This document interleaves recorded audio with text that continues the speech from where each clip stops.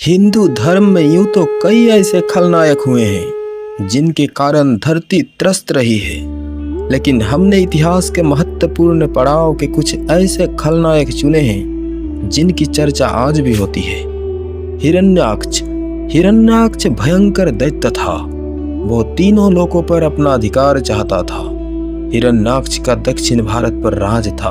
ब्रह्मा से युद्ध में अजय और अमरता का वर मिलने के कारण उसका धरती पर आतंक हो चला था।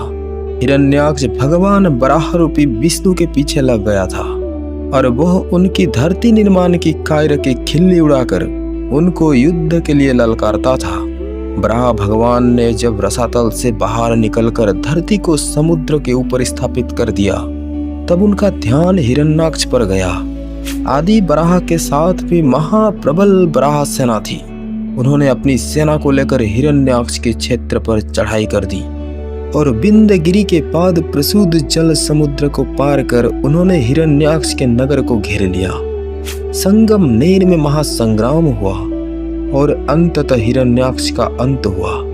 आज भी दक्षिण भारत में हिंगोली, हिंगन घाट, हिंगना नदी तथा हिरण्याक्ष गण हेंगड़े नामों से कई स्थान हैं। उल्लेखनीय है कि सबसे पहले भगवान विष्णु ने नील बराह का अवतार लिया, फिर आदि बराह बनकर हिरण्याक्ष का वध किया। उसके बाद श्वेत बराह का अवतार नृसिंह अवतार के बाद लिया था। हिरण्याक्ष को मारने के बाद ही स्वयंभू मनु को धरती का साम्राज्य मिला था। महाबली बाली अजर अमर है। कहते हैं कि वे आज भी धरती पर रहकर देवताओं के विरुद्ध कार्य में लिप्त है। पहले उसका स्थान दक्षिण भारत के महाबलीपुरम में था, लेकिन मान्यता के अनुसार अब मरुभूमि अरब में है, जिसे प्राचीन काल में पाताल लोक कहा जाता था। अहिरावण भी वही रहता था। समुद्र मंथन में उसे घोड़ा प्राप्त हुआ था, जबकि इंद्र को हाथी। उल्लेखनीय है कि अरब में घोड़ा की तादाद ज्यादा थी और भारत में हाथियों की। शिव भक्त असुरों के राजा बाली की चर्चा पुराणों में बहुत होती है। वो अपार शक्तियों का स्वामी लेकिन धर्मात्मा था। वो मानता था कि देवताओं और विष्णु ने उसके साथ छल किया। हालांकि बाली विष्णु का भी भक्त था। भगवान विष्णु ने उसे अजर अमर होने का वरदान दिया था। हिरण्यकश्यप के 4 पुत्र थे, अनुहल्याद, हल्याद, भक्त प्रहलाद और सहल्याद। प्रहलाद के कुल में विरुचन के पुत्र राजा बाली का जन्म हुआ। बाली जानता था कि मेरा पूर्वज विष्णु भक्त थे, लेकिन वो ये भी जानता था कि मेरे पूर्वजों को विष्णु ने ही मारा था। इसीलिए बाली के मन में देवताओं के लिए प्रतिद्वेष था। उसने शुक्राचार्य के सानिध्य में रहकर स्वर्ग पर आक्रमण करके देवताओं को खदेड़ दिया था। वो तीनों लोकों का स्वामी बन बैठा था। बाली से भारत के एक नए इतिहास की शुरुआत होती है। वृत्तासुर। यह सतयुग की बात है, जब काल के नाम के एक राक्षस का संपूर्ण धरती पर आतंक था। वो वत्तासुर के अधीन रहता था। दोनों से त्रस्त होकर सभी देवताओं ने मिलकर सोचा वृत्तासुर का वध करना अब जरूरी हो गया।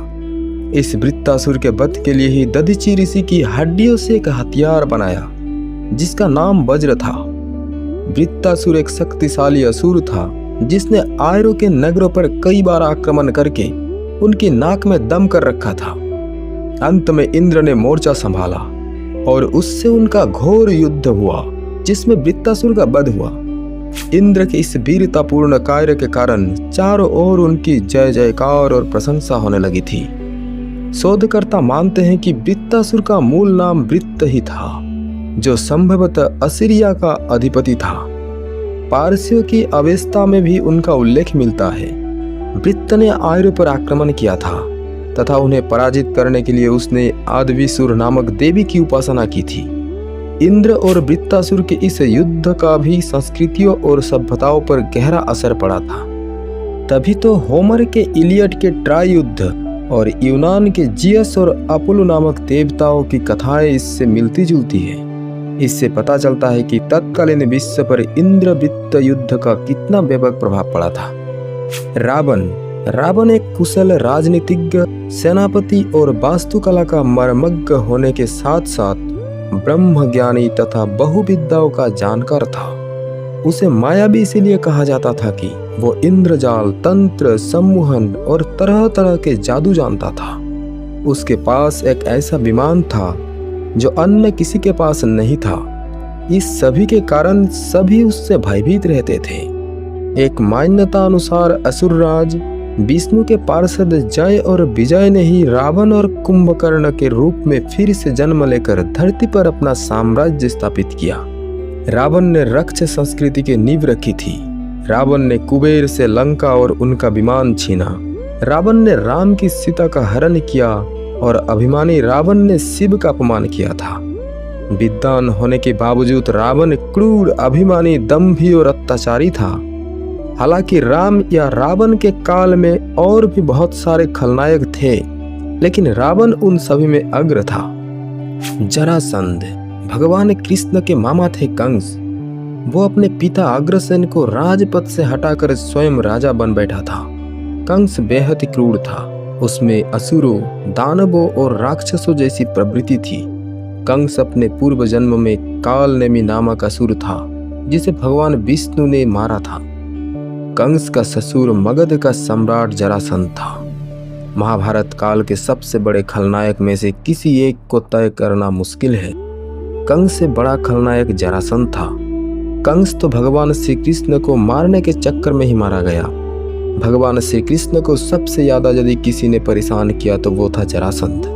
वो बृहद्रथ नाम के राजा का पुत्र था और जन्म के समय 2 टुकड़ों में विभक्त था। जरा नाम की राक्षसी ने उसे जोड़ा था, तभी उसका नाम जरासंध पड़ा। महाभारत युद्ध में जरासंध कौरवों के साथ था। जरासंध अत्यंत क्रूर एवं साम्राज्यवादी प्रवृत्ति का शासक था। हरिवंश पुराण अनुसार उसने काशी, कौशल, चेदी, मालवा, विदेह, अंग, बंग, कलिंग, पांड्य, सौवीर, मद्र, कश्मीर और गांधार के राजाओं को परास्त कर सभी को अपने अधीन बना लिया था।